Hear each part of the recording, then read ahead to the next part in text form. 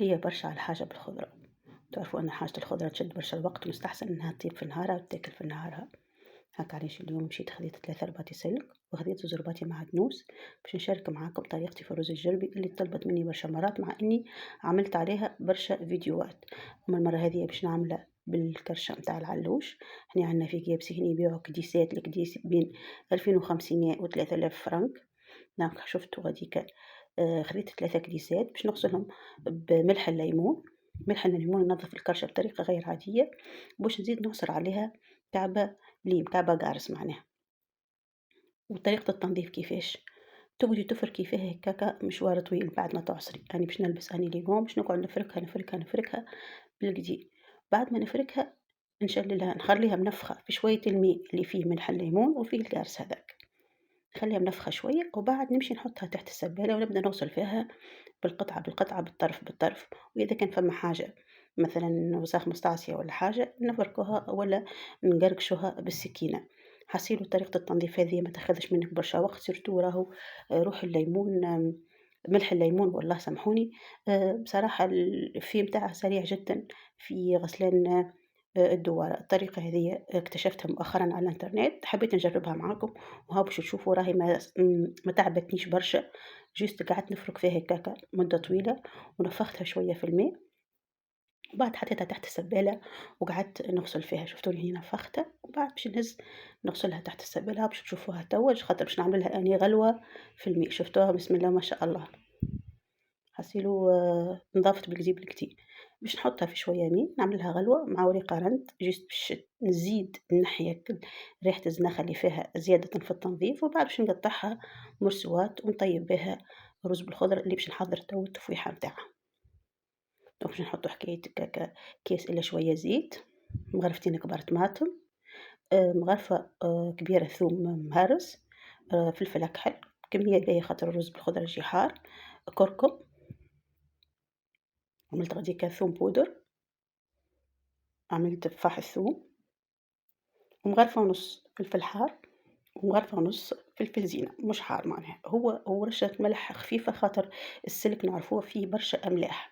وعملت في الآخر مغرفات صغارى تابل وكروية. وقعدت هكاكا نمزج في الخلطات والمكونات بيدي. الطريقة هذه ما كنتش نعمل الرز الجلبي بالطريقة هذه، كنت نحط كل شيء مع بعضه وبعد نفوح. الطريقة هذه نصحتني بها بعد واحدة من متابعاتي في الكومنتات، وهاني جربتها والله الطريقة افيكاس برشا.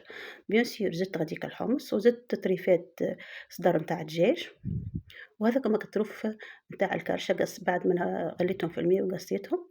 زدت هني حكاية 700 غرام روز بعد منقوع ومغسول معناها. وقعدت نحرك بشوي بشوي، كل مرة نزيد حاجة ونحرك، كل مرة نزيد حاجة ونحرك. قبل أني كنت نحط كل شيء على بعضه ونحط لفاحات ونحرك. البصل اللي هني عملت حكاية 4 رص صغار بصل.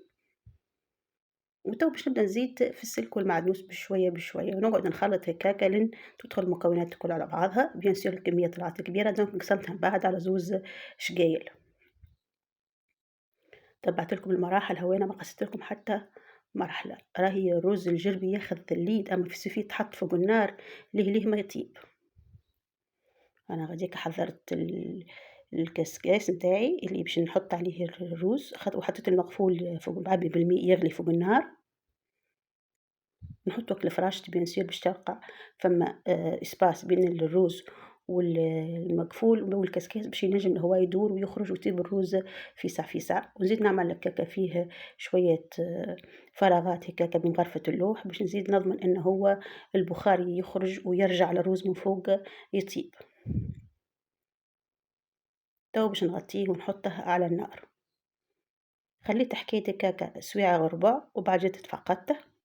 بيان سور يلزمني نقلبه في الشقالة ونحركه وبعد نرجعه حكاية ربع ساعة 4 دراج، مش كان فما حبيبات ولا بلايص ما طبتش تطيب. والروز يلي بنات بعد ما تطيبوه يلزم يتحل في شقالة كبيرة وتخلوه يبرد شوية باش حتى كان فما بلايص هكا جاتكم طرية شوية تضربها الهواء وتشيح والروز يشرب الصوص متاعها ويتقدم بالطريقة هذه. حسيلو حطيته في الشقيلة المزيانة هذيك. بيان سور اللي يقول رز جربي يقول معاه مسير فلفل برعبيد زيتون، وبيان سور معاه سلطة خس خضراء. وهذاك فطورنا اليوم. جاء شهي محرحر موزوز، ملحه قد قد مع كعيبة الزيتون ومع السلطة الخضراء بصراحة. نودكم ولا نشهيكم حبيباتي. إن شاء الله راني نكون وفقت في التقديم وطريقة الشرح بتاع رز الجربيرة وسهل برشا. وأني راني عادي نخلط علوش ودجاج، ما يقلقنيش اللي يقولوا راهو الدجاج ما يتخلطش، بالعكس يتخلط وفيه نكهة. هاكا اللي ما يحبش الدوارة ينجم ياكل طرف سكالوب بتاع الدجاج، معناها باش نرضي الأطراف الكل. حصيل وصلنا لآخر الفيديو، ما بقى لي ما نقول لكم ما نكونش إلا اللقاء في فيديو آخر، وتحياتي حبيباتي.